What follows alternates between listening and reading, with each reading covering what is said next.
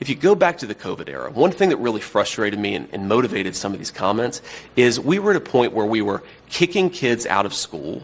We were masking 3-year-olds and putting the masks back on them, even as they were trying to rip them off at school. I think that if we had more people who took the right perspective and had a little bit more understanding of how little kids actually operate, we would not have made so many of those mistakes during COVID. That's a whole other conversation. Because no, it's related to this because people didn't know as much because it was literally a novel virus. But Danny, you asked me about... That's Trump running mate JD Vance pushing back on CNN political shill and NPC reporter Dana Bash for trying to pin him on the childless cat lady's comment once again. Welcome to Nerk News, I'm Nerkish, and unlike the Harris-Walz campaign, Trump and Vance have been doing interview after interview on both new and legacy media.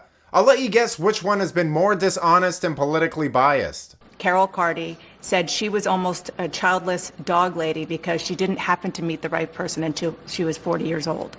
Another, Joan London, was offended that you don't think she has a stake in the future of the country because she doesn't have children.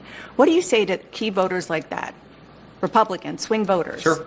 Who are put off by your views? Well, what I would say, Dana, is if you look at what I said in context, the Harris campaign has frankly lied about what I actually said. I'm pro-family. I want us to have more families, and obviously sometimes it doesn't work out, sometimes for medical reasons, sometimes because you don't meet the right person.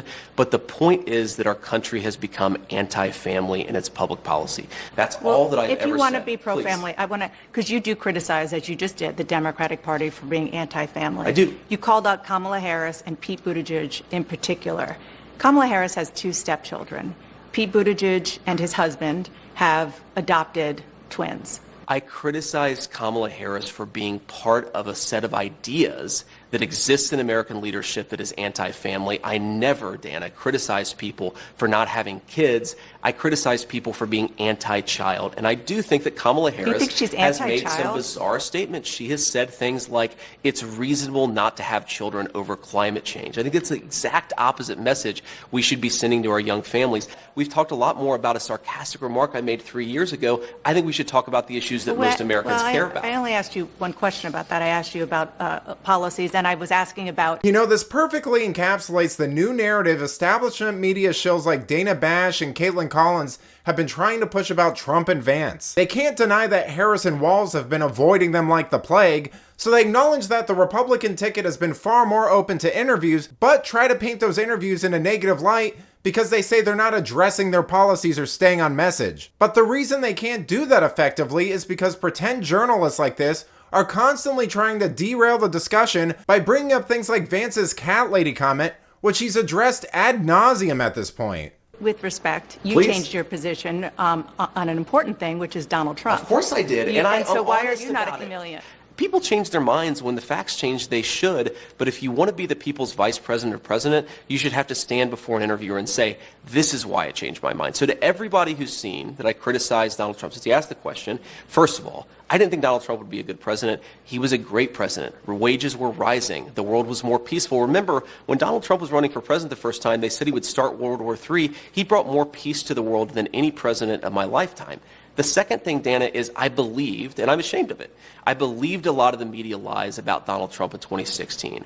I believe that he said things like, for example, the media said Donald Trump accused all Mexicans of being rapists and criminals. You actually look at what he said, he did not say that at all. And I think it's important when you see something, you change your mind, and that's all I've done. And my pitch to the American people would be, I imagine a lot of folks who are thinking about voting for Donald Trump in 2024, maybe they've bought in to the media lies about him. Think for yourself, look at what he actually said, and I think you'll find that he's, one, a very engaging guy, but two, was a very good president. I think Kamala Harris clearly owns the policies of the Biden-Harris administration, especially when we consider the fact that, as we've all learned over the last few months, Joe Biden clearly isn't capable of doing the job, and so I think that drives home that Kamala Harris really has been the one calling the shots. I mean, how could she not? I think Joe Biden doesn't really know where he is.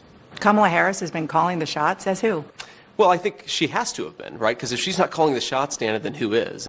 Now think what you want about Vance and his previous statements on Trump, but at least he's openly addressing it and discussing it with the media. And to be fair, Trump is a bit of a wild card and an outsider. that's kind of his appeal. So it's a little understandable why some people might have been concerned in 2016, especially if they were under the impression that the media had any shred of credibility left. Personally though, I'm still a little unsure about Vance's explanation, but his story isn't uncommon. I've seen a number of people this election admit that they were wrong about Trump, and the turning point for them was when the curtain dropped on media lies like the "fine people on both sides" hoax, which is still being pushed by Democrats. But let me know what you think. How do you feel about Vance's previous statements about Trump? Let me know in the comments, and if you enjoyed this video, please give it a like and subscribe to the channel. That stuff really does help us out. Until then, this has been Nerk News. Thanks for watching. Bye!